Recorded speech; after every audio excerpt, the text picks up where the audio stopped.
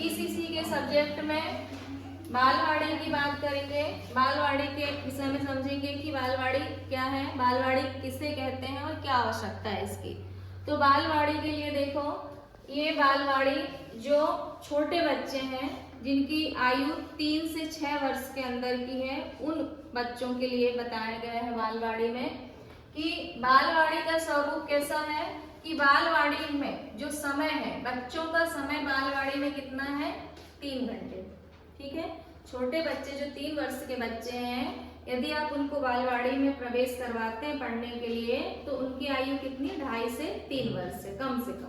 इसके बाद प्रवेश की आयु 2.5 से 6 वर्ष रखी गई है, मतलब इसके बच्चे के अंदर इतने 6 वर्ष के अंदर के बच्चे हो सकते हैं। शुरुआत कहाँ से है, 2.5 वर्ष से। अब बालवाड़ी में जो छात्रों की संख्या है, तो बालवाड़ी में छात्रों की संख्या कितनी होनी चाहिए, कम से कम 25 बालक और अधिक से अधिक 40। तो जो छोटे बच्चे होंगे उन बच्चों की, उन छात्रों की संख्या कितनी होगी, कम से कम 25 और अधिक से अधिक 40। अब बालवाड़ी का स्थान कैसा होना चाहिए, तो बालवाड़ी का स्थान थोड़ा सा घनी बस्ती से दूर होना चाहिए, जहाँ उद्योग ना हो, ऐसे कोई बहुत सारे व्यवसाय ना हो, रोडें ऐसी चलती हुई ना हो, एक शांत स्थान पे होना चाहिए। कौन सा, बालवाड़ी का स्थान।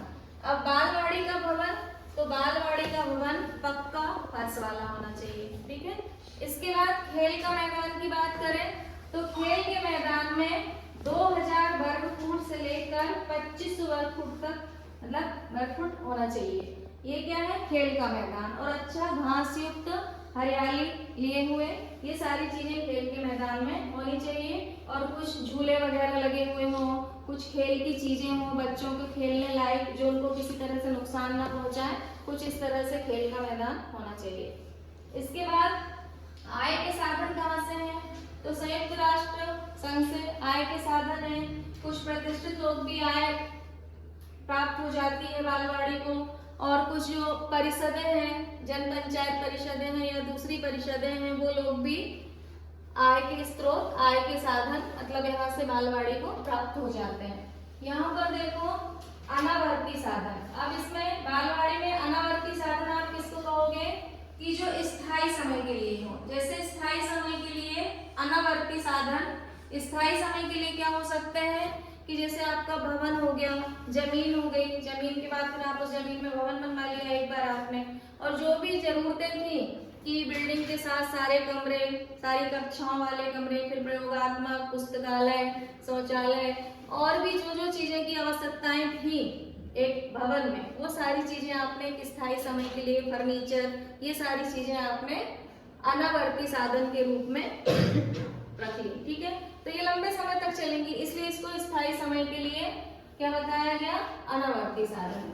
अब आवर्ती साधन में क्या आएगा, ये बार बार खर्च होते हैं। कैसे बार बार खर्च होता है पैसा इसमें अनावर्ती साधन में, कि जैसे स्टाफ की सैलरी है, जो भी शिक्षक पढ़ाएंगे उनकी सैलरी, जो भी कर्मचारी काम करेंगे उनका वेतन, या रोज स्टेशनरी के सामान में, ऑफिस से संबंधित कोई सामान आता है, दूध चाय की व्यवस्था, नाश्ते की व्यवस्था में जो भी पैसा लगता है रोज वाला, वो किस में आ जाएगा, आवर्ती साधन में, जो बार बार खर्च होता है पैसा।